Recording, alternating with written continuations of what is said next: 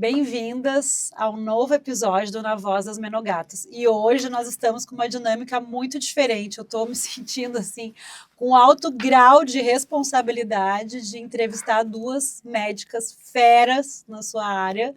Uma delas é a Natália, que passou para o outro lado hoje, e a doutora Loreta. E nós vamos falar de um tema extremamente relevante, que é a terapia de reposição hormonal, que gera muitas dúvidas, tem muitas vias de administração, e hoje a gente quer colocar os pontos positivos e as diferenças de cada uma das terapias de reposição hormonal. Espero que vocês gostem, fiquem acompanhando aqui, vai ter muita informação relevante. E a primeira pergunta eu quero fazer para a doutora Loreta, que é a mais básica para a gente começar, né? Antes da gente entrar nas vias de administração, poderia explicar de forma simples o que é a terapia de reposição hormonal e quando ela é indicada? A terapia de reposição hormonal é repor o hormônio que fica ausente na mulher, porque nós somos um dos poucos mamíferos, se não o segundo, que entra na menopausa. Todos os outros animais, eles vão ovular conforme toda a vida, a gente entra na menopausa, a gente tem uma data de validade. E a partir daquele momento, a gente não é capaz de gerar vidas. E passado um ano da ausência de uma menstruação, tecnicamente aquela mulher é infértil no sentido de não ser mais reprodutiva, não produz estradiol. E o estradiol, ele tem uma função muito importante no nosso dia a dia. E a ausência do estradiol causa uma série de sintomas, que só começaram a aparecer quando a gente começou a viver mais. Porque por muitos e muitos séculos as pessoas morriam muito jovens. E a partir desse momento houve a ideia de repor o hormônio, que na verdade o professor Vilmar sempre fala isso, né? A gente não repõe, a gente suplementa, porque a gente dá uma gotinha, né? A gente não faz o mesmo valor que a gente produzia antigamente. E o estradiol tem esse papel, devolver à mulher essa dignidade, porque a gente começa a ter calor, começa a acordar às 3, 4 da manhã, começa a acumular gordura de forma diferente, começa a ter resistência à insulina, perda de massa magra, queda de cabelo, né? Então, se você falar, são muitas coisas desfavoráveis que não é que elas somem, mas a gente atenua esse sofrimento dessa mulher. É uma avalanche, né, doutora? É uma avalanche e vem tudo junto, pode ser um pouco assustador, por isso que a gente sempre precisa ter o acompanhamento médico nessa fase. E aí eu quero perguntar para a Natália agora os benefícios da terapia de reposição hormonal quando ela é bem indicada e acompanhada. O que a mulher pode se beneficiar do uso de hormônios? Essa resposta é uma resposta que corrobora com afirmações que a Loreta já colocou, né? Então, o que a gente sabe? Voltando só um pouquinho, o ovário, ele nasce com uma vida ovariana mais ou menos até os 50 anos e a mulher tem uma expectativa de vida de 90. Então, hoje, em 2025, a gente já sabe que metade da vida da mulher, praticamente, ela vai ser exposta a essa condição. E o que significa o ovário morrer? O ovário é uma glândula. Então, eu não acordo com uma exuberância de função glandular do meio-dia, onde ele é pleno, maravilhoso, e de repente, no outro dia, ele está blackout total, meia-noite ele morreu. Eu tenho um entardecer. Esse entardecer, ele começa mais ou menos aos 40 anos. E ele é determinado por sintomas clínicos. Então, a produção específica de 3 hormônios de uma glândula, que chama ovário, que por acaso, durante nossa vida do menacme, que é a vida fértil, exuberante, é responsável pela fertilidade, por a gente menstruar, pelas características femininas, de mama, pelos, a gente sabe que ele é muito maior que isso, que é, na verdade, a chave da manutenção da juventude. Então, o estrogênio, progesterona e testosterona produzido no nosso ovário, ele entra num sem número de metabolismos que fazem com que a gente tenha as características de juventude. Ter o osso forte, então para o meu osso ser maçudo e não ter risco de osteoporose, eu preciso do estrogênio, não só estrogênio, né? Precisa de outras coisas, vitamina D, cálcio, mas eu preciso de estrogênio para manter a massa óssea, para prevenir osteoporose. Eu preciso de estrogênio para evitar uma metaplasia, que é uma transformação do meu músculo numa célula gordurosa. Eu preciso do estrogênio para manter uma conexão neuronal. A ausência do estrogênio, de uma maneira bem lúdica, ele faz com que Imagina que um neurônio ele tem que ser um fio bem esticado, porque ele passa corrente elétrica. Então, eu preciso de uma despolarização rápida para eu pensar, para eu ter memória. Quando eu perco estrogênio, eu tenho uma atrofia neuronal. E aí, aquele estímulo que passaria por um conduto fino e alongado, ele é grosseiro. E aí, isso faz com que eu tenha um entroncamento dessa informação. Eu entro também num metabolismo intracelular de ser desviado a energia, a caloria, o ATP, aquilo que eu comi, para ser depositado mais sob gordura do que a termogênese, que é uma capacidade que a célula tem de pegar o açúcar e transformar em temperatura. Então, a ausência do estrogênio, ela faz a gente depositar gordura visceral, é uma gordura que a gente tem em volta dos nossos órgãos. Então, a mulher, característica centrífuga, que ela tem uma deposição pequena de gordura na cintura, é responsável pelo estrogênio. O estrogênio é um responsável por ele. Então, quando a gente perde essa proteção, a gente tem aquele formato e essa circunferência abdominal não é só estética, ela aumenta o risco cardiovascular. Então, hoje, diferente lá dos anos 2000, quando a gente sofreu pelo WHI, que foi um estudo muito mal conduzido, que falava que o estrogênio engordava, dava câncer e trombose, e a pessoa morria se fizesse reposição hormonal. Hoje, infelizmente, a mídia, a classe médica, serviu de uma corrente para afirmar uma condição que não é verdadeira, e a gente hoje tem esse propósito. Eu acho que mais que propósito, Loreta, a gente faz parte de uma geração de médicos que tem a obrigação de levar a verdade, de desmistificar o que era colocado antes como pejorativo e mal, e explicar biologicamente que é uma condição que a gente consegue proteger. E aí a gente tem as vias de administração, Calma. que ela vai falar agora, chegar. e eu vou parar, senão vocês vão me chegar. matar. É, porque você fala demais, Natália. Eu Você sei. vê como é que eu sofro? Não, você sofre. Não, e ainda tem mais coisa que eu não falei, hein? Não, mas você... Sistema nervoso central, Peraí, diminuição, eu vou- os benefícios, resumindo, com essa fisiopatologia toda que existe por trás, que eu já expliquei, a gente consegue manter massa magra, a gente consegue manter colágeno, a gente evita a síndrome geniturinária, que é um ressecamento de vulva, vagina, a gente consegue manter ânimo, disposição, protege do fog mental, a gente consegue manter massa óssea para a gente não ter risco de osteoporose. Então, é como se fosse um entroncamento responsável por todos os metabolismos que mantêm características de juventude no ser humano. E aí, quando a gente atua aqui, a gente não vai ter que atuar em cada uma delas, sendo que não é para pensar que é a salvação da pátria, né? Sim, mas... É o que eu falo, é uma casa de palafita. A reposição é um dos pilares importantes, mas existem todos os outros, Sim. que é inegável. Então, sim, e a gente tem que ir dosando, Sim, e é a uma dieta química, é um saudável. equilíbrio muito individual Sim. de mulher para mulher, né? Sim, São- exercício a físico. base é muito sólida e funciona para 80% a 90% da população. O básico, aquilo que você aprende na faculdade, né? Da No estradiol beabau. de tanto a tanto, progesterona de tanto a tanto, vai funcionar para 90% da população. E aí tem os casos isolados o que grande- não tem a recomendação. O grande objetivo, apesar da Natália ser contra o WHI, o grande objetivo do WHI era feito pela White, que era a empresa que produzia o Premarin. Então eles Que era o que a gente acreditavam, tinha e na eles acreditavam realmente que o estradiol rejuvenescia, era maravilhoso. E na hora que eles foram fazer o desenho do estudo, eles A pegaram população foi errada. mulheres de 50 até 79 anos. Só que quando eu pego uma mulher de 70, 75, 79 anos e do hormônio, essa mulher está mais de 20 anos sem hormônio, o que que acontece? Ela morre. Ela piora. Porque eu vou dar um hormônio para alguém que não usa hormônio há muito tempo. Então tá tudo meio enferrujado.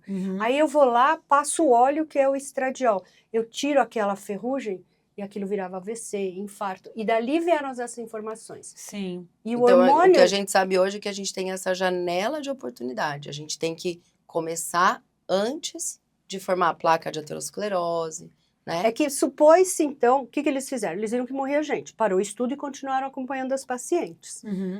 E essas pacientes que foram acompanhadas, você tinha duas populações. Uma população que fazia a dieta e exercício, uma população que fazia a reposição e a população que tomava cálcio. porque eles queriam ver o que acontecia. Comparando as populações, as pacientes que fizeram reposição, que era um grupo pequeno, que era de 50 a 59 anos, essas pacientes ao longo do tempo, em relação aos grupos que não usaram hormônio, elas foram melhores, na sua maioria. Mas essa população Os extremos. que era de 70, 79, 65 anos, não, essa foi a que teve problema.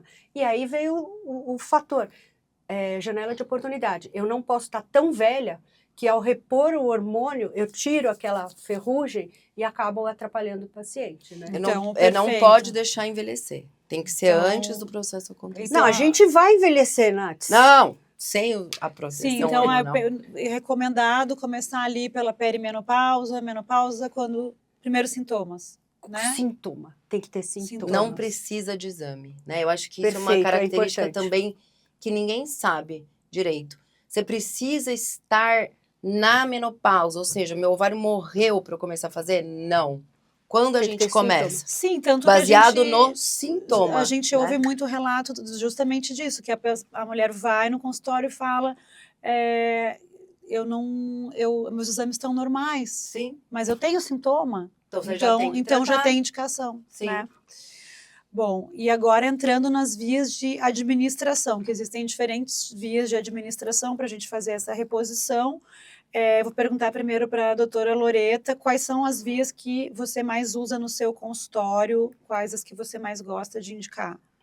Eu uso tudo, né? Eu uso desde gel, desde o spray, adesivo, até via oral, porque eu tenho paciente que faz uso de via oral, e implante. Então, uso Mirena, porque é um endosceptivo intrauterino, porque, na verdade, não tem uma coisa só, né? Você tem que começar com o básico, que é o gel, usar naquela paciente, acertar a dose, e algumas pacientes não vão responder ao gel, vão para o adesivo, porque absorve diferente. Foi para o adesivo, para o gel não funcionou, vai para o implante. Tem gente que vai lá e fala assim, eu não vou passar gel, eu sou um paciente assim. Eu não passo gel, eu esqueço de tomar as coisas, eu sou péssima de paciente, péssima. Eu não consigo tomar um suplemento, eu não tomo um suplemento, porque eu não lembro, eu esqueço. Eu uso implante, né? Porque para mim funciona, põe a cada 6 meses, às vezes eu esqueço, põe mais tarde. E eu tenho paciente que usa via oral. Eu tenho paciente que não suporta gel, não quer implante, quer via oral. Tem contraindicação? Não. Também serve, que é uma via menos usual, mas que também hoje em dia não é tão ruim como antigamente. Por conta da dose, né? Que a gente Da tem que falar dose aí, do do tipo de estrogênio, Porque o estrogênio antigo do WHI Era era um equino. estrogênio equino conjugado, numa Hoje dose em bem dia- alta. Hoje em dia é 17 beta-estradiol. E não, ainda tem um estrogênio conjugado também, que, por exemplo, o HC, no ambulatório de menopausa Eles dão um deles, estrogênio conjugado quando tem outro. mas não é equino mais. É um É. estrogênio conjugado, mas não é equino. Antigamente, de onde você conseguia tirar o hormônio? Ou você matava o bicho, pegava o ovário, macerava, né? Gente, E injetava nas pessoas. Era assim. Verdade. Injetava verdade. nas pessoas, Ou xixi da égua. ou xixi que da doido. égua. Ai, Por isso nossa, que chamava que estrogênio doido. equino conjugado. E tu? E hoje, você quer saber quais de onde são? vem? Não sei se eu quero. Deixa assim porque eu estou usando, melhor não saber. Não, mas posso falar um troço aqui que eu não tenho vergonha nenhuma. Quando eu achava que progesterona natural micronizada, eu já via de umas progesterona natural, que pessoas E não altruístas da e mandioca. não da mandioca. Cara, é da mandioca. Bom, menos mal, né? Vegano. Mas É você sabe vegano. que eles já sabem disso há milhões de anos. Da Porque os mandioca, que primeiros coisa. estudos foi um inglês, que eu não vou lembrar o nome agora, que foi para o México procurar algo, porque eles já sabiam que da mandioca, desse tubérculo, quando você extraía, você fazia uma série de sínteses químicas e a molécula ficava igual a progesterona, igualzinha. Igualzinho. Por isso que chama progesterona natural micronizada. Que legal. Olha, aprendi isso agora. Adorei. E tu, quais são as vias de administração que tu mais usa no consultório? Quando a gente fala sobre a resposta do especialista, cientificamente isso não tem validade, né? Então, o que tem? Os grandes guidelines. Os guidelines das sociedades, quando a gente vai falar de medicina populacional, é muito complicado a gente conseguir individualizar. Medicina populacional é assim, ó. Vai lá e pega na prateleira. E isso é praticamente impossível quando você quer conseguir entregar individualmente o que cada um precisa na dose individual de cada um. Então, baseado na comunidade científica, o que a gente tem hoje de orientação. A gente tem as vias oral, sendo que a gente sabe que pode aumentar o risco de trombose, então pessoas que tiveram já algum episódio, tem que ser um caso extremamente individualizado, você vai falar com o seu médico, tem que ser uma via não oral. Então, alguns casos são elegíveis ainda para via oral, sendo que a via hoje menos indicada, mas ela não... Inclusive, agora no congresso teve uma aula, a terapia oral vai ser agora totalmente abandonada? Não. Então, é o que eu falo, na medicina nem nunca, nem sempre tem espaço para tudo e para todas as coisas. A via elegível, considerada cientificamente, a via ideal é a transdérmica, com menor dose possível, sendo que essa via transdérmica pode ser em forma de gel, que tem que ter um veículo para trazer algo que está externo à minha pele para dentro da minha veia. Então, eu entro no mar, eu não fico salgada. Eu entro numa água rosa, meu sangue não fica rosa. Eu tenho uma barreira de proteção. E aí, esses veículos têm estudos de biodisponibilidade e cientificamente com lastro e com referência para que eles atuem da maneira que a gente quer. Tem agora uma via aerosol, que é um aerosol de pele, tá, gente? E não pode deixar o bocal dele livre, então tem que estar numa área que ele ocupe totalmente a superfície da pele. A gente tem via de administração de adesivo, que é a transdérmica também.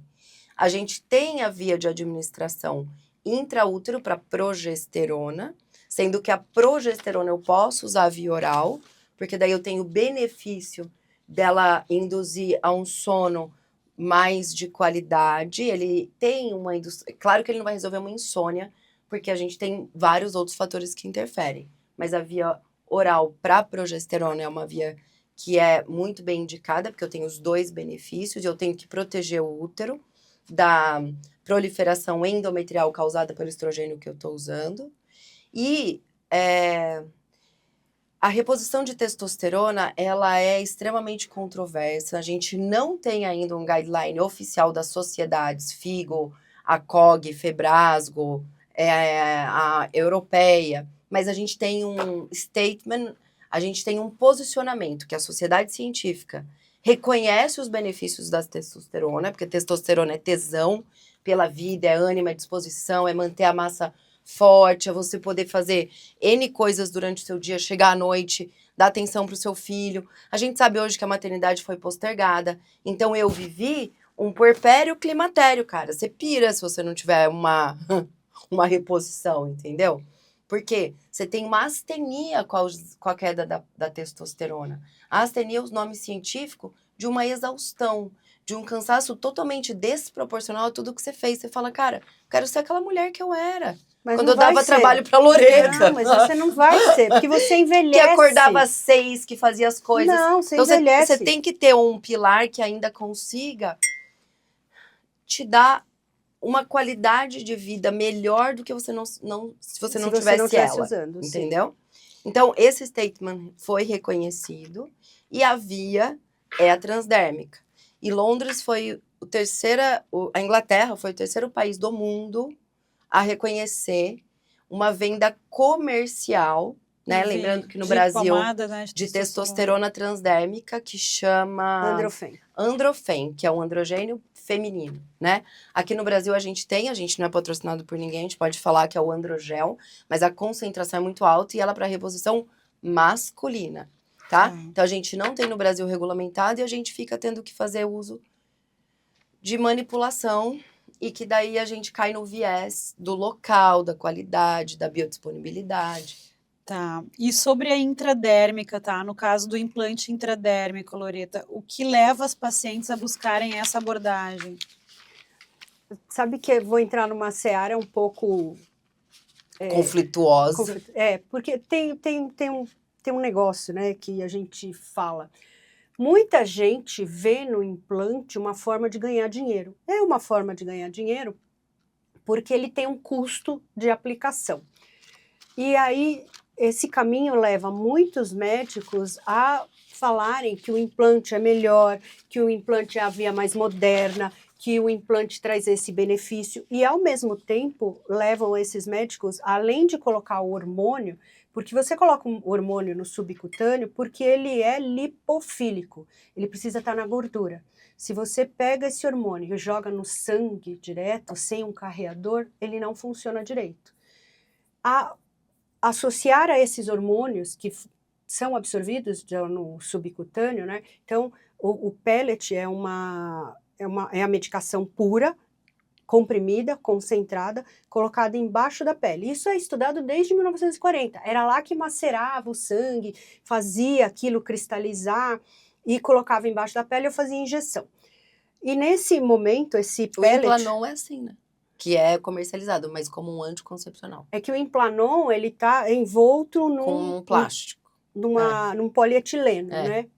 E aí você tem que tirar. Mas é uma filosofia, assim, de distribuição do hormônio, né? Perfeito. É daí que começou com o Mirena e aí estendeu-se, trocou-se a via para isso. Tanto é que o Implanon é o etonogestrel, que vem do desogestrel via oral. Sim. Ele já vem quebrado, porque senão não seria absorvido. Pela boca ele começa como desogestrel e no subcutâneo como etonogestrel, que funciona. Então o implante, você coloca ele embaixo da pele, aquela gordura vai dissolvendo e vai teoricamente liberando o hormônio de forma gradativa, né? E junto com esses hormônios as pessoas vendem NAD. NAD é algo que dá energia, teoricamente, mas ele é lipofóbico, ele precisa do líquido. O único jeito que ele funciona mesmo é injetando direto ou IM, tecnicamente. Ou outras substâncias, ocitocina. Tem gente que fala que tem que usar a ocitocina no... O hormônio do amor. O hormônio do amor, Isso aí é o tal do chip da beleza, quando ele é totalmente assim customizado, isso é chip da beleza. O chip da Aí beleza...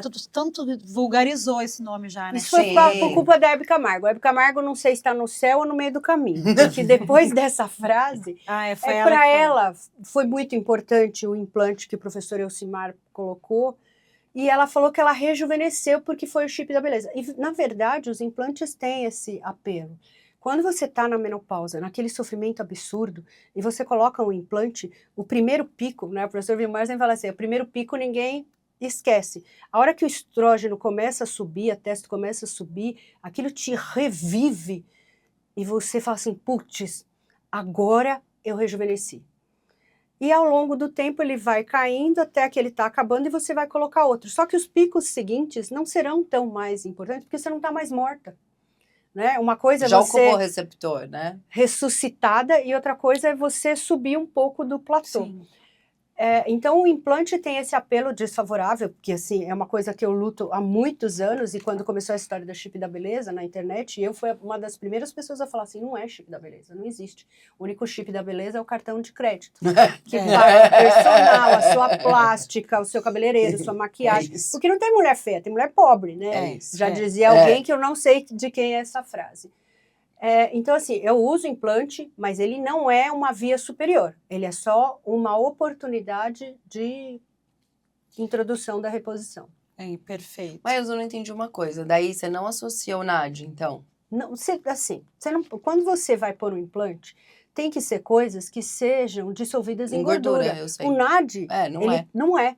Então, NAD, não é. Então, assim, as pessoas colocam...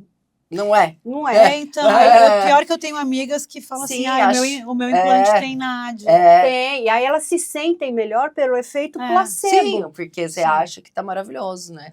Mas o meu tem NAD, tá bom. Então, assim, a ignorância do médico faz com que ele acredite numa coisa e não questione.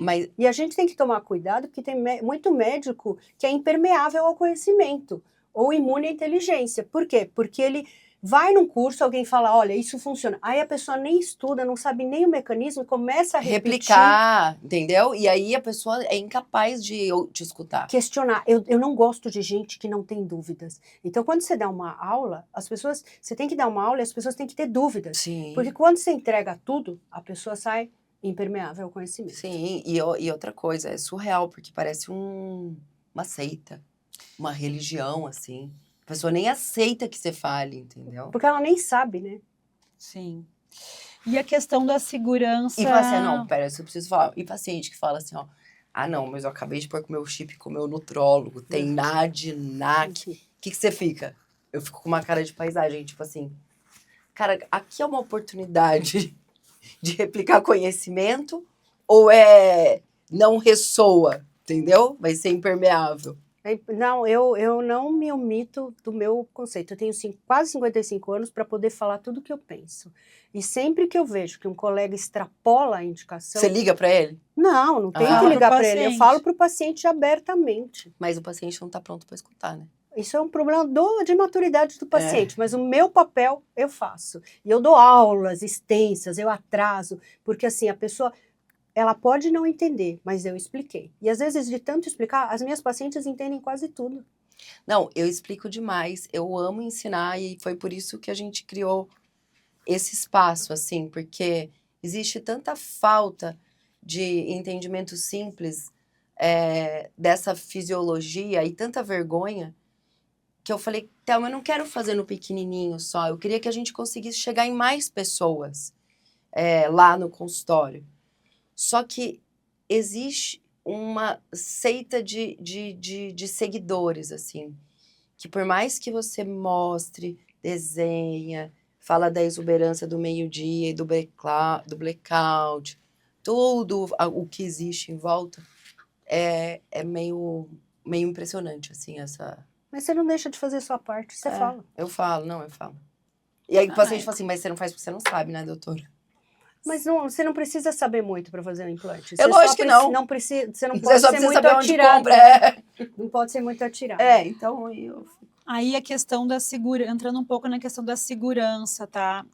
Não dos implantes, né? Mas falando brevemente, assim, da questão da segurança da terapia de reposição hormonal e da importância do acompanhamento periódico, porque não é assim, começou a terapia de reposição hormonal, tu tem que ter um monitoramento, Sim, certo? muito. Uma manutenção, em qualquer via, tanto a transdérmica, a Sim. intradérmica, e a questão da segurança, eu acho que tem muita gente ainda que tem um preconceito sobre câncer, não sei, pessoas têm essa mentalidade ainda antiga, que fala hormônio, a pessoa fica meio apavorada. Sim, existe apavoramento da classe médica. Falta de Quantos conhecimento. pacientes eu peguei que falou, mas doutora, o médico que eu tava falando pra mim que eu não posso usar, que isso faz mal que eu vou morrer. E para quem não pode usar, o que é recomendado? O que a pessoa pode Aí você lembra usar? Da capilaridade? Fitoterápicos? Que eu falei que a gente vai ter fazer, que chora, intervir senta e chora. em cada um dos sintomas.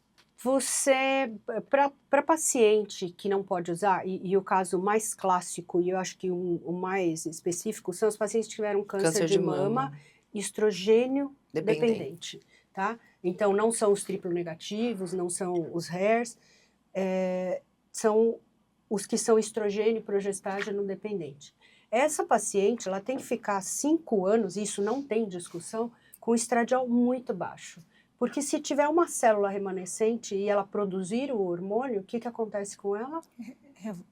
Aquele cresce, né? Então, essas pacientes, elas vão ter que tomar algo para deixar o estrogênio no chão, infelizmente. São 5 anos desse jeito. E elas não devem fazer reposição, porque por enquanto os estudos mostram que realmente você tem até 20 anos para ter recidiva do tumor. Então, você tem que tomar cuidado com isso. Essa população aqui vai fazer o quê? Tem secura vaginal? Tem laser, tem os estrogênios fracos, esses estrogênios fracos têm estudos, né? Tem os hidratantes, tem os lubrificantes. Essas pacientes têm calor, hoje tem substâncias que você vai usar e vão agir no cérebro aonde você tem a alteração do calor. Porque a coisa que mais incomoda quando você envelhece é o fogacho. O que é o fogacho? Eu tenho um ovário que produzia estradiol. Agora ele não produz nada. E de uma hora para outra, a sua montanha-russa fez assim, ó. Só que quando o estradiol diminui no cérebro, ele equilibra a serotonina. Por quê? Porque tem o IONT, que é uma enzima no cérebro, que depende disso. Ela come estradiol. Na ausência do estradiol, ela come serotonina. O hipocampo depende desse estradiol para manter a temperatura. E aí, antigamente, você sentia calor quando a temperatura alterava muito. Agora, se ela altera 0,4, você começa a ter calor. Então, a sua sensibilidade muda. O sintoma vasomotor, ele faz parte de 80% da população vai ter. É muito difícil quem não tenha. Talvez essa que não tenha não precise de hormônio por uma série de motivos. Ela não perde tanta massa óssea. Mas essas pacientes que têm tumor de mama, elas têm essas medicações que ainda não chegaram aqui, né? Para poder usar. Você pode usar um inibidor seletivo da recaptação de serotonina. O problema não é a queda da serotonina que atrapalha? Eu Que é antidepressivo. dou algo que não permita a destruição da serotonina, ela fica mantida e aí ela não tem sintoma. Ótimo. Então, eu já resolvi a vagina, resolvi uma parte do calor. Ela tem perda óssea, tem tratamento específico para a osteoporose, porque a osteopenia a gente não fica tratando. Você dá cálcio, vitamina D, exercício e pronto. Porque a osteoporose representa o risco de fratura. A osteopenia só quer dizer que em relação a alguém de 20 anos você perdeu massa óssea, mas você vai perder. Porque o pico de massa óssea é aos 25.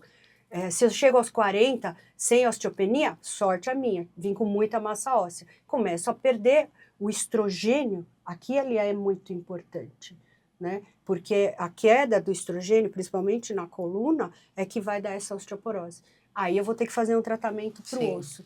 Então, assim, para cada problema que ela tem, ela vai ter uma solução.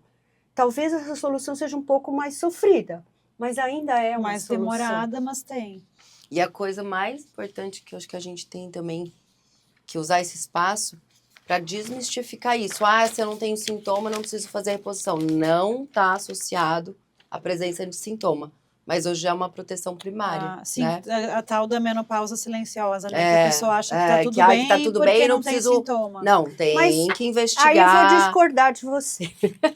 O que se fala importante. muito aí de menopausa. Porque eu vou te falar o que eu discordo. Se a pessoa não tem calor, se a pessoa tem uma massa óssea normal, não tem osteopenia, se a pessoa não tem síndrome geniturinário, por que eu vou entrar com hormônio para ela neste momento? Ela não tem um degrau que me diga assim, putz, não, mas aí é diretriz. Mas então a nova diretriz de doença cardiovascular. Eu queria saber, mas aí não tá envelhecendo. Não tem nenhuma já diretriz. Tem agora como uma prevenção primária para doença cardiovascular. Não tem. Agora foi publicado. Não tem nenhuma diretriz de sociedade que diga para a gente fazer reposição. Ela foi reconhecida não só como uma proteção secundária, mas também como uma proteção primária para as mulheres. Mas o que não mudou o guideline continua mas igual. Mas foi reconhecido como uma proteção primária, então você pode oferecer isso para paciente. E a gente de que tem forma a obrigação. O estradiol vai proteger a sua parte cardíaca? Daí é fisiopatologia, daí a gente vai ter que ficar aqui umas 3 dias não, falando. Não pode ficar numa parte muito técnica aqui. Começa a ser chato. Então, a gente não vai, a pessoa nem vai entender o que vocês estão falando. Resumindo, mesmo sem sintoma, ela pode sim fazer a reposição para ter benefício. E aí ela tem que individualizar com um médico que ela acompanha e que ela confia. Eu vou discordar em número, gênero e grau. Isso vai ser 10% da população.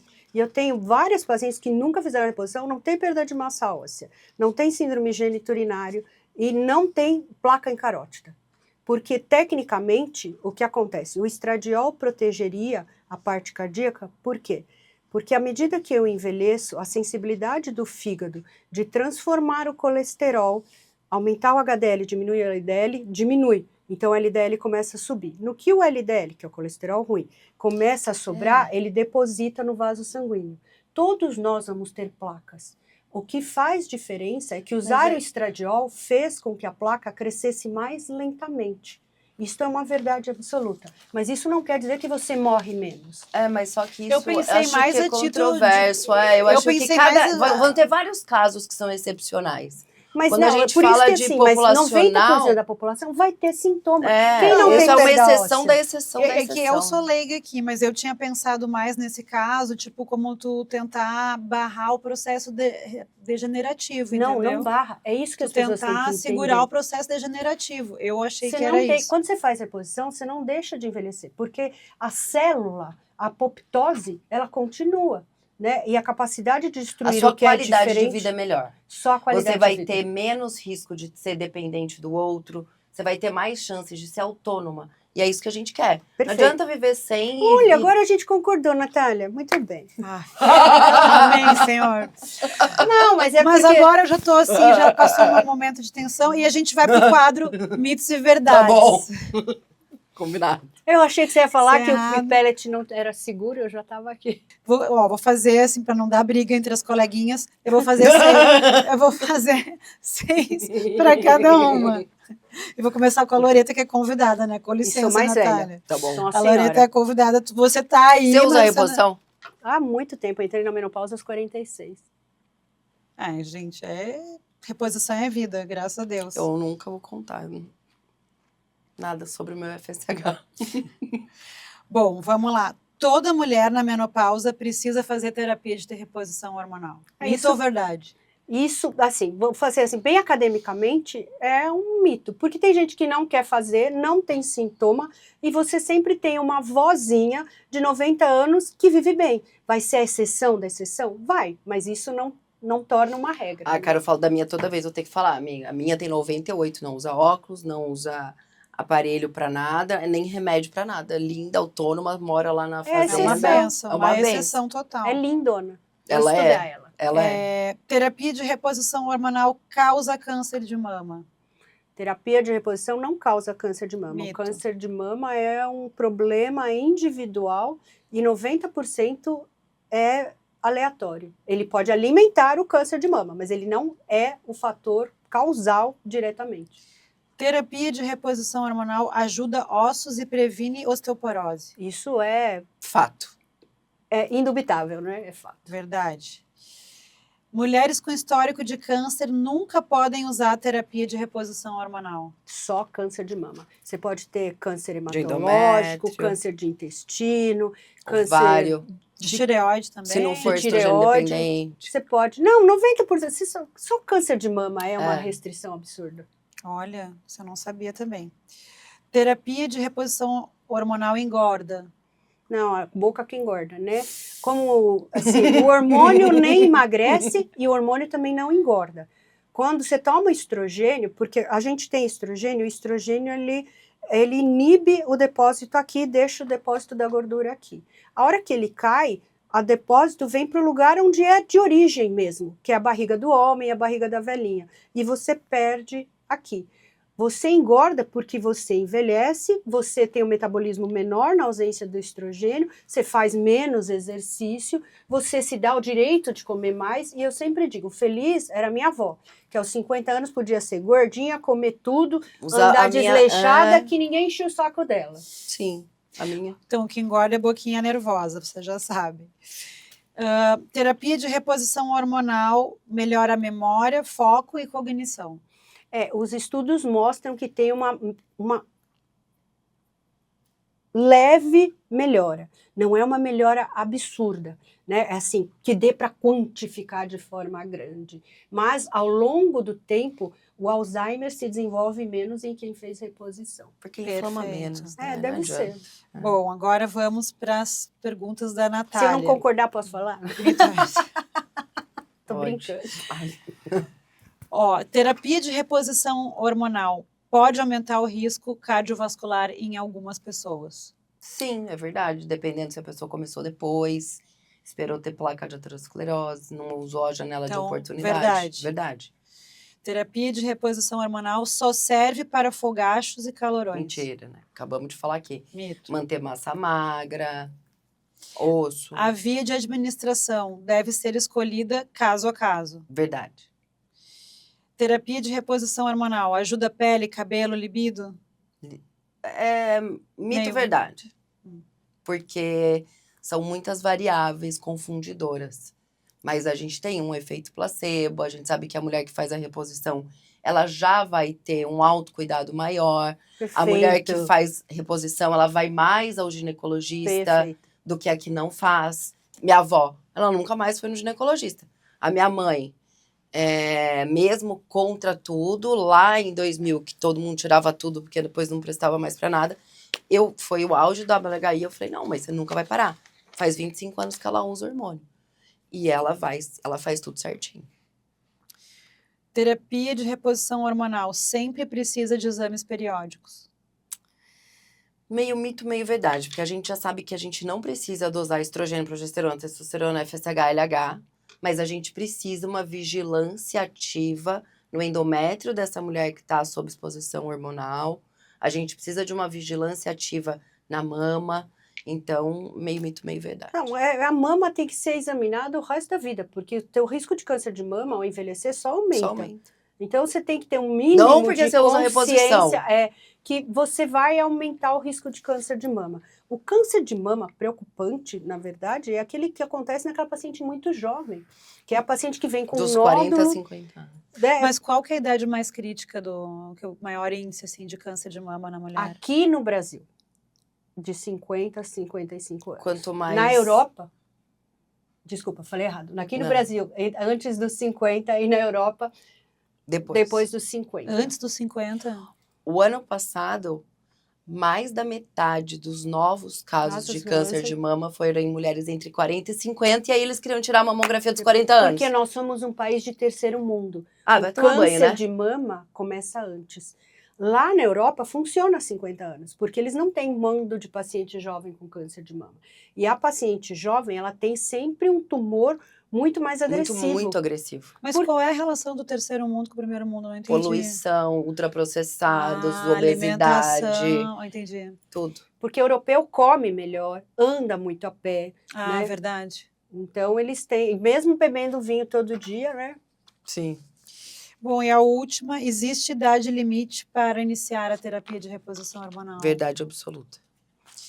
Eu vi alguns coleguinhas que leram um artigo, que é um artigo americano, que pegou os pacientes que têm um negócio que chama Medicare. E o Medicare é como se fosse o INSS do americano. Então, você entra aos 65 anos, paga $2.000 por ano e tem direito à assistência médica. E tem vários graus, né? Tem o executivo, o alto do VIP.